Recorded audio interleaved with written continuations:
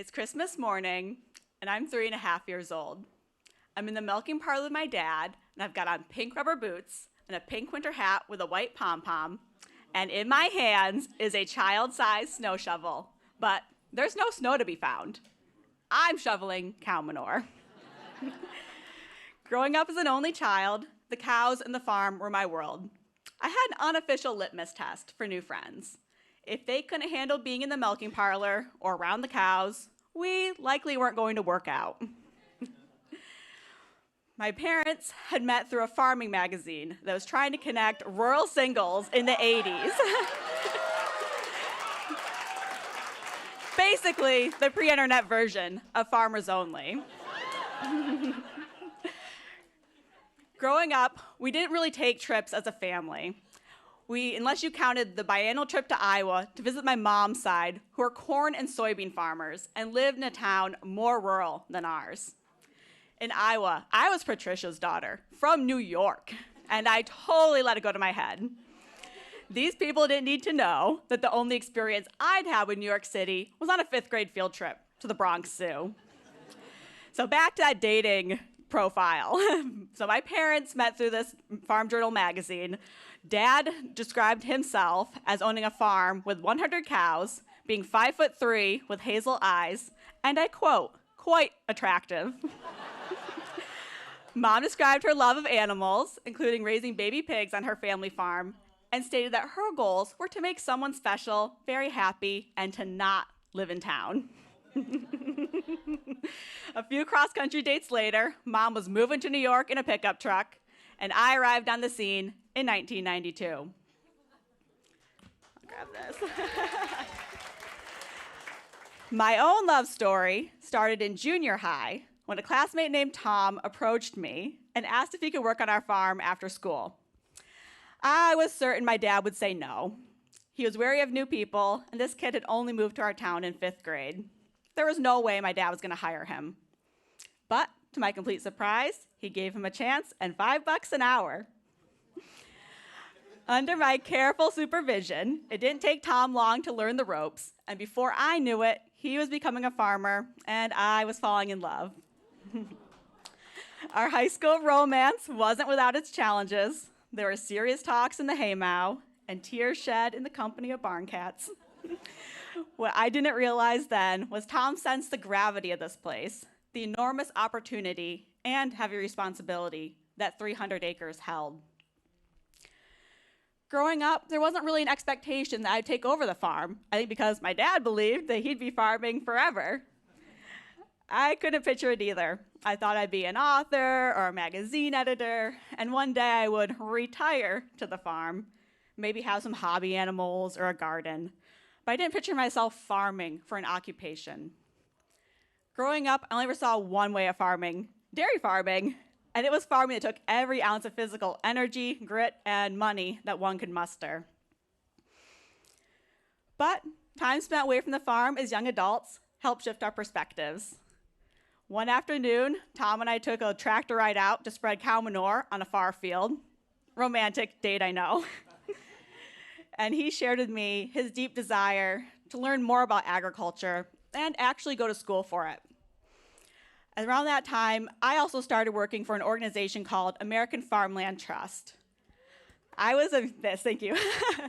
I was amazed to discover that there were so many young people interested in farming and were coming to our organization for help. There were hundreds, if not thousands, of hardworking young people who desperately wanted what we were fortunate to have: access to land to farm on. A seed started to germinate, and we began planning our return to the farm. Around that time, my dad got a letter in the mail about the state's farmland protection program and the local land trust that was taking new applicants in our region. Conserving our farm would ensure that our 300 acres were always available for agriculture. Yes. We were all on board with that idea, and I helped my dad apply.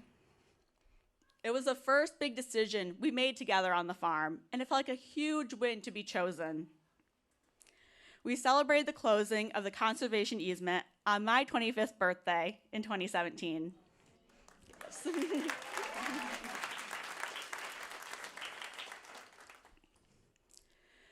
Then, in 2020, we lost my mom to pancreatic cancer. Leaving the hospital, we did the only thing that we could. We went back to the farm.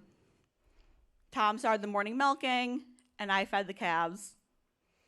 Later that day, we moved into my grandparents' old farmhouse and planted our roots even deeper. Saving the farm became my primary mission. We had already lost so much, and I couldn't stand to see Dad lose the farm and be displaced to an apartment in town. But if we stayed the course with dairy, that was a growing possibility. We lost thousands of dollars milking cows at our scale, and our equity was crumbling beneath us. The easement funds had bought us time, but we needed to make the farm more sustainable for the future.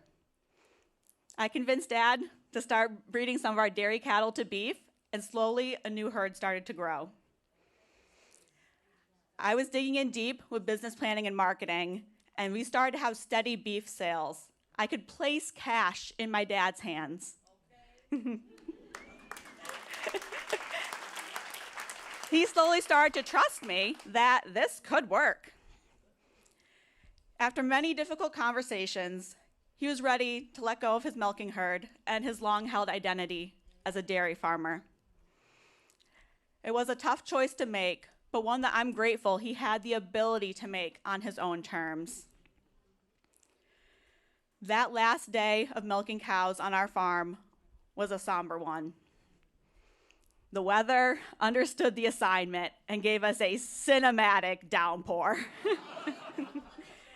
Oh yeah. Standing in there in the milking parlor, in the same spot Dad watched me from as a little girl, was a full circle moment. I lost it as he called out to one of our favorite brown Swiss cows. "Let's go, peanut butter. One more time." Once the cows left the farm, the dairy cows left the farm, it was eerily quiet. There was no milk pump kicking on and humming, no one calling the cows through the parlor by name. But we still had beef cows, pigs, and sheep, and we all had new roles and responsibilities on the farm. That includes the cows, who spread their own manure most days as they rotationally graze on our pastures. Later that winter, we remodeled our milking parlor into our self-serve farm store, honoring the legacy of that building and my dad. It may not be a dairy barn, but it will never be an empty barn, he told me, smiling with pride. Now we have customers parked in front of our farm store, buying our meats and chatting with each other, bringing new life and purpose to our farm. But what makes me the most proud is seeing my hardworking dad finally enjoy some leisure. Don't get me wrong, he still gets out on the farm every day and can work us under the table. But he finally doesn't have to work that hard just to survive. He gets to do work he loves, but he also gets to decide when to call it quits and go fishing. And sometimes, when I'm really lucky, I get to pick up a fishing pole and join him.